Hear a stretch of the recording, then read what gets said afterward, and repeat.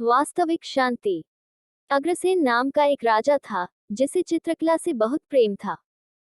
एक बार उसने घोषणा की कि जो कोई भी चित्रकार उसे एक ऐसा चित्र बना कर देगा जो शांति को दर्शाता हो तो वह उसे मुंह मांगा पुरस्कार देगा। निर्णय वाले दिन एक से बढ़कर एक चित्रकार पुरस्कार जीतने की लालसा से अपने अपने चित्र लेकर राजा के महल पहुंचे। राजा ने एक एक करके सभी चित्रों को देखा और उनमें से दो चित्रों को अलग रखवा दिया। अब इन्हीं दोनों में से एक को पुरस्कार के लिए चुना जाना था। पहला चित्र एक अति सुंदर शांत झील का था। उस झील का पानी इतना स्वच्छ था कि उसके अंदर की सतह तक दिखाई दे रही थी और उसके आसपास विद्यमान हिमखंडों की छवि उस पर ऐसे उभर रही थी मानो कोई दर्पण रखा हो।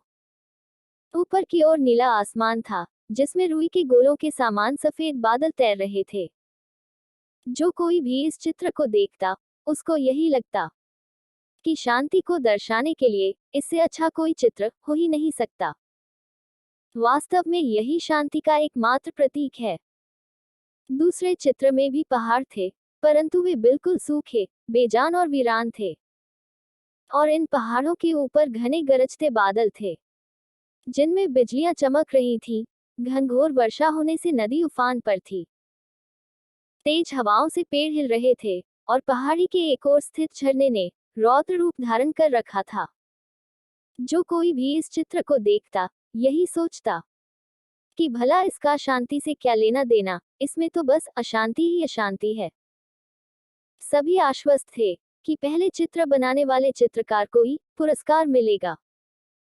तभी राजा अपने सिंहासन से उठे और घोषणा की कि दूसरा चित्र बनाने वाले चित्रकार को वह मुंह मांगा पुरस्कार देंगे। हर कोई आश्चर्य में था।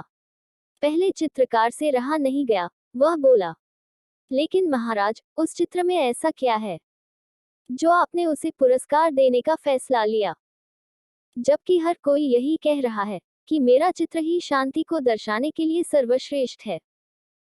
राजा ने पहले चित्रकार को अपने साथ चलने के लिए कहा।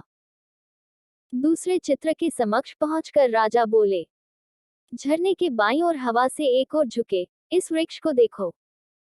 उसकी डाली पर बने उस घोंसले को देखो। देखो कैसे एक चिड़िया इतनी कोमलता से, इतने शांत भाव व प्रेम पूर्वक अपने बच्चों को भोजन करा रही है।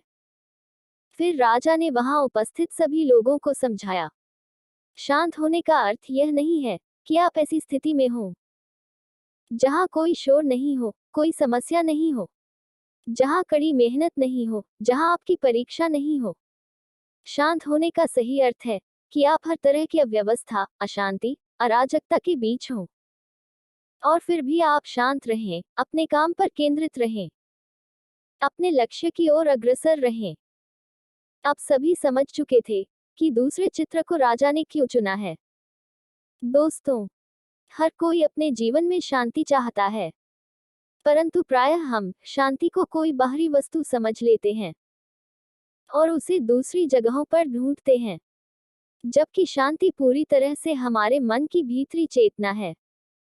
और सत्य यही है कि सभी दुख, दर्दों, कष्टों और कठिनाइयों के बीच भी शांत रहना ही वास्तव में शांति है।